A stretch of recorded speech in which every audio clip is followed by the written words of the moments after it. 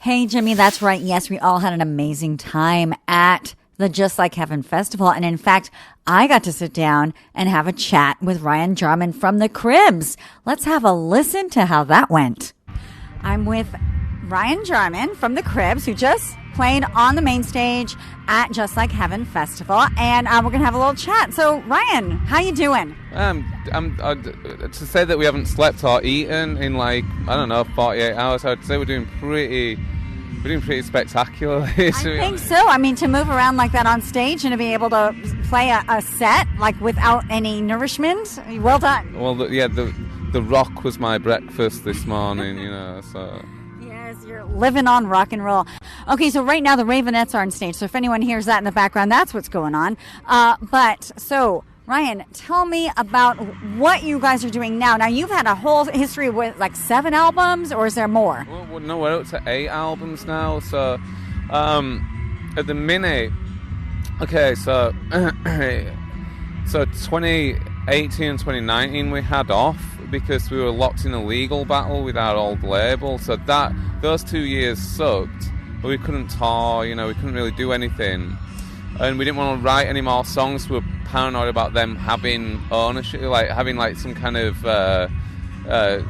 thinking they had some rights over them, so we kind of shut up shop for those 2 years, and then we got all that sorted out, and we signed a new record deal, and we wrote a new record and recorded it with Dave Grohl's studio, so everything all of a sudden got really great. Yeah, all of a sudden everything felt really great, but we signed our new deal at the end of February 2020, and we all know what happened next, So we had to have 2020 off, and then we're slowly getting back into it now, but we're actually really busy now, but it's kind of weird because a lot of the touring that we had planned to do, we're doing that now, and our heads is kind of in a new record, but we're kind of making up all the touring that we had to cancel. But I would kind of like to start thinking about a new record pretty soon. Are you going to have any special guests on the record? I know you had Johnny Marr in the band with you from 2008, 2011.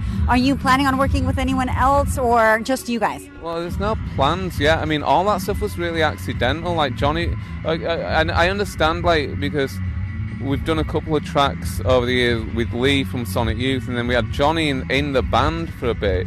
So I think people almost have this idea of us as we've got a sticker book of famous indie guys that we're ticking off, and it's just not like that. It's all just you meet these people and you get on with them and you just roll into that stuff. So we don't have any plans for anything like that at the minute, but we might bump into someone backstage here, and before you know where they are, they're in the band, you know what I mean? You never know. And then is that how Albini came to play? Was Johnny Marr, was he instrumental in that at all? No, Johnny wasn't. I mean, when we made the record with Johnny, we were we were on our 4th record, and we were pitching pretty hard to work with Albini because we'd wanted to work with him since we were kids, and even though Albini's very economical, when you go over in a small town and you work in a factory, there's still no way you're going to record with Steve Albini, so it was kind of something that we really wanted to tick off our, I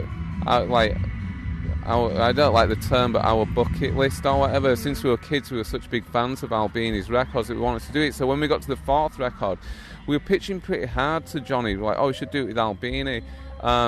It didn't really suit his workflow. He likes to spend more time on records than what we do. We don't really like to be in the studio for very long, and so it wouldn't have worked. So then when Johnny left, I mean, it was kind of a mutual thing, but when we found ourselves sans Johnny, that was we just said straight away, we'll do the next record with Albini, and we went and worked with him, and it was just his workflow and his way of doing stuff was just so in tune with our way of doing stuff that we ended up working with him twice, and it's one of those things. It's we never really like to work with the same producer more than once. As much as I love, unless it's Albini. Well, yeah, no, we did it twice, but it only made one record though. You know what I mean?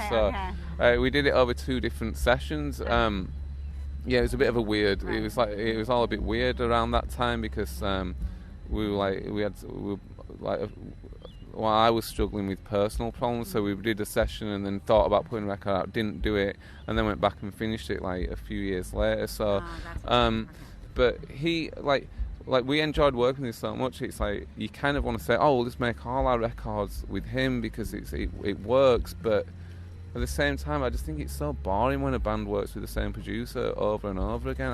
To me, that's not inspiring at all. So